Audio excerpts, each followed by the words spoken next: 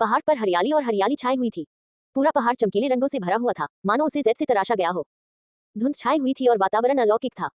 3 साल बीत चुके थे और यह रहस्यमयी महिला और भी ज्यादा खूबसूरत और अलौकिक हो गई थी। वह एक परी की तरह खूबसूरत थी, मानो वह हवा में सवार होकर किसी भी समय 9 स्वर्गों के महल में चढ़ जाएगी। वह मंडप में खड़ी थी, उसके सफेद कपड़े हवा में लहरा रहे थे। उसके काले बाल हवा में नाच रहे थे और उसकी आंखें पानी की तरह थीं। वे धुंध में ढकी हुई लग रही थी, जिससे लोगों को एक स्वप्निल एहसास हो रहा था। उसने नीचे देखा और जैसे ही उसने ये फैन को देखा, उसके चेहरे पर एक अजीब सा भाव प्रकट हुआ। यह आप है। किन याओ और कोमल शरीर और मोहक मुस्कान वाली अन्य सेक्सी और आकर्षक महिलाएं पहाड़ पर महिला का अभिवादन करने के लिए झुकी। ये फैन को यह स्वीकार करना पड़ा कि यह महिला वास्तव में सुंदर और दोषहीन थी। उसे उसमें एक भी दोष नहीं मिला। वह लगभग परिपूर्ण थी। जितनी भी महिलाओं को वह जानता था, उनमें से केवल स्वर्गीय ज़ेडसन ही उससे तुलना कर सकती थी, जो उसे प्राचीन उजाड़ निषिद्ध भूमि में मिली थी। यह मैं हूँ, हम फिर मिलेंगे। किन याओ और बाकी लोग ये सुनकर हैरान रह गए। उन्हें उम्मीद नहीं थी कि दोनों एक दूसरे को जानते होंगे। वे ये फैन को परखने से खुद को रोक नहीं पाए और फिर पहाड़ पर रहस्यमयी महिला को देखने लगे। महाराज, इस युवक को ताओवादी दुआ ने यहाँ भेजा था।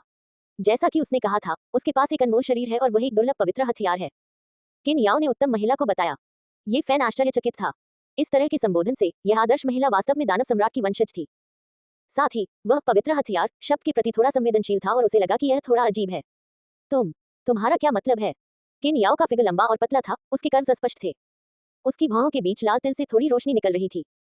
उसकी आंखें इधर उधर घूम रही थीं और उसकी मुस्कान मीठी थी। चिंता मत करो। तुम्हारे लिए एक बार जब तुम चुनी जाओगी तो बहुत लाभ होगा। मंडप पर खड़ी वह निर्दोष महिला फूलों के पेड़ पर जमी बर्फ की तरह ताजा थी। उसका ज़ैद शरीर सुंदर था, उसकी त्वचा चमक रही थी और उसका रूप बेजोड़ था। उसकी आवाज प्रकृति की आवाजों की तरह मधुर थी। ये वह कैसे हो सकता है? मैंने भी नहीं सोचा था कि हम ऐसी परिस्थितियों में मिलेंगे। कृपया मुझे बताएं कि पैंगो कहाँ है और उसका क्या हाल है। कृपया मुझे उससे मिलने की अनुमति दें। पहाड़ के नीचे 10 से अधिक राक्षस महिलाओं ने अजीब भाव प्रकट किए। उन्हें समझ में नहीं आया कि ये फैन पैंगो को क्यों जानता था और उससे मिलना चाहता था। मुझे डर है कि यह वैसा नहीं होगा जैसा आप चाहते हैं। आदर्श महिला की आवाज बहुत कोमल थी। क्यों? वह एकांतवास में है और 2 साल तक बाहर नहीं आ सकेगा। ये फैन के दिल में एक छिपी हुई चिंता थी क्योंकि उसने ऊंची आवाज में पूछा, मैं वास्तव में उसकी सुरक्षा के बारे में चिंतित हूँ। कृपया मुझे बताएं, क्या वह अभी भी वही पैंगो है? मंडप पर बैठी महिला 9वें स्वर्ग की परी की तरह थी। उसके बाल और आस्तीन हवा में लहरा रहे थे। वह ऐसी सुंदरता थी जिसने पक्षियों और जानवरों को भी मोहित कर लिया था और चांद और फूलों को भी मात दे दी थी। उसने कुछ नहीं कहा और उसका चेहरा शांत था। उसने सिर हिलाया और फिर अपना सिर हिलाया। तुम्हारा क्या मतलब है? ये फान असहज महसूस कर रहा था। उसके बगल में मोहिनी किन याओ थी, जिसकी भौहों के बीच एक लाल तिल था। उसके होंठ चमकीले लाल थे और उसके दांत सेट जैसे थे। उसकी भौहें थोड़ी उठी हुई थीं और उसकी मुस्कान सेक्सी थी। उसने कहा, आपको चिंता करने की जरूरत नहीं है। कुछ चीजें ऐसी हैं जिनका महामहिम सीधे आपको जवाब नहीं दे सकते। लेकिन चिंता मत करो, राक्षसों का भी एक दाव होता है, हम बिना वजह लोगों को कभी नुकसान नहीं पहुंचाएंगे। भविष्य में तुम अपने दोस्त को जरूर देखोगे। मेरा अंतर्ज्ञान मुझे बताता है कि आपने जो कहा वह पूरी तरह सच नहीं है। ये फैन ने किन याओ को देखा और कहा, कृपया मुझे बताएं, पैंगो को क्या हुआ? अभी कोई भी निश्चित रूप से कुछ नहीं कह सकता। सब कुछ तभी पता चल सकेगा जब वह एकांतवास से बाहर आएगा। इस बिंदु पर किन याओ ने निर्दोष महिला को प्रणाम किया और कहा, महाराज, ये भौतिक शरीर अत्यंत शक्तिशाली है। इसे एक खजाना शरीर कहा जा सकता है और यह एक पवित्र कलाकृति के रूप में उपयोग करने के लिए बहुत उपयुक्त है। पहाड़ पर चमकती और पारदर्शी फूलों की पंखुड़ियां हवा में लहरा रही थीं और एक मीठी खुशबू हवा में फैल रही थी। वह आदर्श महिला फूलों की पंखुड़ियों की बारिश में नहा रही थी। उसने थोड़ा भौहें सिकुड़ी और कहा, ये वह क्यों है? क्या वह उपयुक्त नहीं है? किन याओ को समझ नहीं आया। उसकी रक्त ऊर्जा प्रबल है और उसकी जीवन शक्ति प्रबल है। उसे वास्तव में अस्थायी रूप से एक पवित्र कलाकृति के रूप में इस्तेमाल किया जा सकता है। हालांकि अगर एकांत में रहने वाला वह व्यक्ति इसे महसूस करता है, तो मुझे डर है कि उसका मन शांत नहीं रहेगा और कुछ अप्रत्याशित घटित हो जाएगा। पवित्र कलाकृति का क्या उपयोग था? ये फान को समझ नहीं आया और उसका दिल संदेह से भर गया। मंडप पर खड़ी महिला का रूप बहुत सुंदर था। उसने ये फैन की ओर देखा और कहा, आप लोग पहले उसे ले जाओ।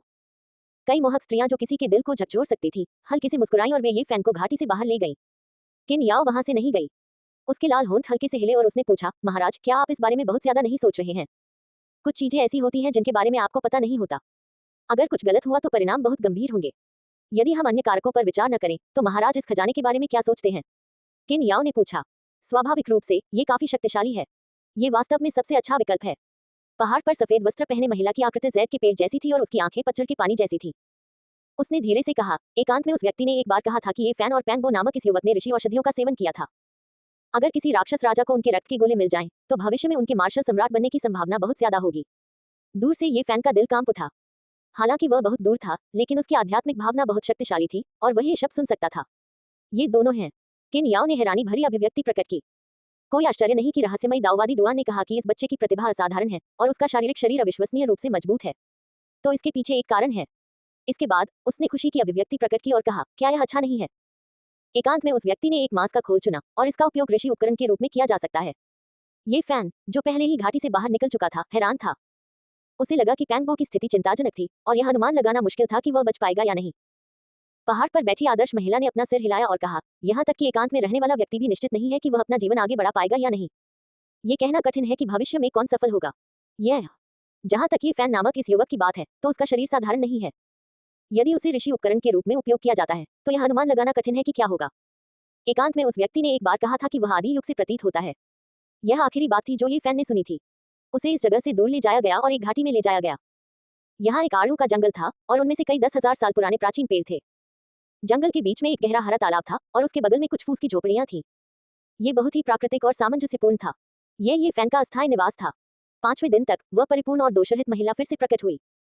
उसका असली नाम वास्तव में यान रुयु था, जो अत्यधिक सुंदरता का दूसरा नाम था। अगर दूसरे लोग इस नाम का इस्तेमाल करते, तो ये फैन निश्चित रूप से इस पर ज्यादा ध्यान नहीं देती। हालांकि इस महिला की आंखें साफ थीं और उसकी हड्डियां दिव्य जैद जैसी थीं। ऐसा लगता था कि वह किसी काव्यात्मक पेंटिंग से निकली है और बिल्कुल भी वास्तविक व्यक्ति की तरह नहीं दिखती थी। इसलिए वह इस नाम के योग्य थी। किन याओ उसके पीछे पीछे चली गई और वहां 2 बूढ़ी औरतें भी थीं। वे तालाब के सामने तैरती हुई आई और झोपड़ी में ये फैन के शरीर की सावधानीपूर्वक जांच की। उन सभी के चेहरे पर अजीबोगरीब भाव थे। उसे एक कृषि उपकरण के रूप में इस्तेमाल किया जा सकता है, एक बुजुर्ग महिला ने कहा। उन तीनों के चले जाने के बाद किन याओ पीछे रह गई।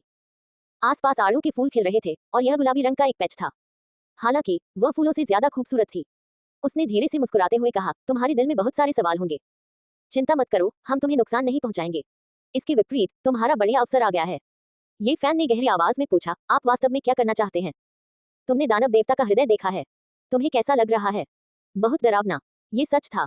निर्वाण क्षेत्र के विशेषज्ञ या निर्वाण क्षेत्र को पार करने वाले लोग भी धड़कते हुए दिल के करीब नहीं पहुंच सकते थे।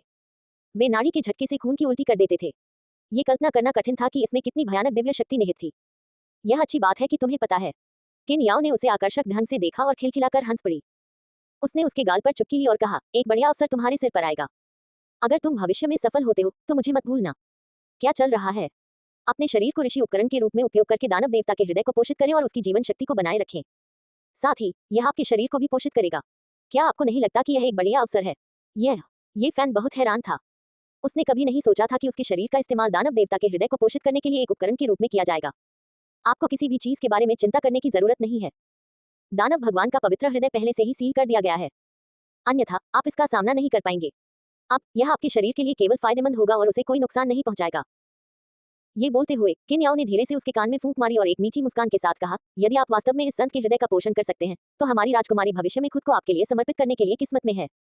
ये पूर्वी बंजक क्षेत्र में अनगिनत पुरुषों का सपना है। मैं तथाकथित ऋषि उपकरण नहीं बनना चाहता। ये फैन अज्ञात व्यवस्था को स्वीकार नहीं करना चाहता था। कितने लोग इस अवसर को प्राप्त करने का सपना देखते हैं, लेकिन आप। किन याओ ने हल्के से उसके माथे पर थपथपाया और कहा, वह संत हृदय आपको एक बार फिर से पुनर्जन्म देने के लिए पर्याप्त है। अगर ये तथ्य न होता कि इस तरह की काया वाले लोगों को ढूंढना मुश्किल है, तो क्या आपको लगता है कि इस तरह का अवसर आपके सिर पर आ गिरेगा? भविष्य में महारानी इस पवित्र हृदय का उपयोग एक सर्वोच्च राक्षसी तकनीक की साधना के लिए करेगी और आपसे विवाह करके आपकी पत्नी बनेंगी। आपके साथ ऐसी सुंदरता के होते हुए आप और किस बात से असंतुष्ट हैं? अपने शरीर का उपयोग करके दानव भगवान के पवित्र हृदय को पोषित करना और उस निर्दोष महिला से अपनी पत्नी के रूप में विवाह करना, ये फैन को ऐसा महसूस कराता था मानो वह एक सपने में था। मेरे साथ एक सुंदरी का होना मेरी इच्छा से कहीं अधिक है। हालांकि मैं उस पवित्र हृदय के प्रस्ताव को विनम्रता से अस्वीकार कर दूंगा।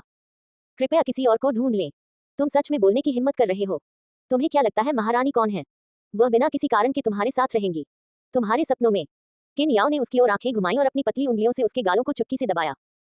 उसने कहा, तुम्हारा भाग्य यहाँ है, फिर भी तुम इसे अस्वीकार कर रहे हो। मैं वास्तव में नहीं जानती कि तुमसे क्या कहूँ।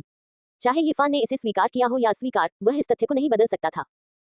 3 दिन बाद निर्दोष महिला यान रुयु, किन याओ और 1 दर्जन बूढ़ी महिलाएं आड़ू के बगीचे में दिखाई दी और उसे फूस की झोपड़ी के सामने रोक दिया। एक दिव्य धातु जो पानी के घड़े जितनी मोटी थी और जिस पर सभी प्रकार के जानवरों के चित्र उकेरे गए थे, एक प्राचीन आभा बिखेर रही थी। ये गहरे हरे रंग के तालाब से उठी, आड़ू के जंगल में प्रवेश करते समय चमक के छींटे छोड़ती हुई। ये फैन उससे बंधा हुआ था। यान रुयु 18 या 19 साल की थी। वह अपनी पीढ़ी में बेजोड़ थी। उसके चेहरे की विशेषताएं बहुत सुंदर थी, उसका रूप बहुत सुंदर था और उसका शरीर जैद जैसा था और उसके कब धुंधले थे। उसने लोगों को यह एहसास कराया कि वह स्वर्ग में कला के सबसे बेहतरीन काम की तरह बेदाग थी। वह वहीं खड़ी रही और चुपचाप ये फैन को देखती रही। यान रुयु, मेरी होने वाली पत्नी, क्या तुम? ये फैन अपनी बात पूरी नहीं कर पाया। उसके मुंह और जीभ को यान रुयु ने सील कर दिया था। आड़ू के बगीचे में तालाब से लहरें आसमान तक उठ रही थी। 9 सुनहरी काप जो कुछ मीटर लंबी थी, एक क्रिस्टल ताबूत को सतह पर खींच रही थी।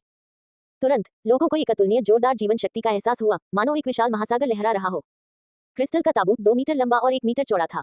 ये चमकीला और पारदर्शी था। सूरज की रोशनी में ये 7 रंगों वाली दिव्य चमक बिखेर रहा था। ये बहुत ही असाधारण था। अंदर एक मुट्ठी के आकार का दिल था। ये चमकीला लाल और चमकीला था। ये स्कारलेट जैड दिव्य मज्जा की तरह चमकदार था। यह अतुलनीय रूप से शानदार था और शक्तिशाली जीवन शक्ति इसे उत्पन्न हुई थी। दानव भगवान का पवित्र हृदय, इसे यही सील किया गया था। इसके चारों ओर लाल रंग की बहुरंगी रोशनी फैली हुई थी और प्रकाश की एक घनी धुंध हवा में भर गई थी। इसने लोगों के दिलों की धड़कन बढ़ा दी।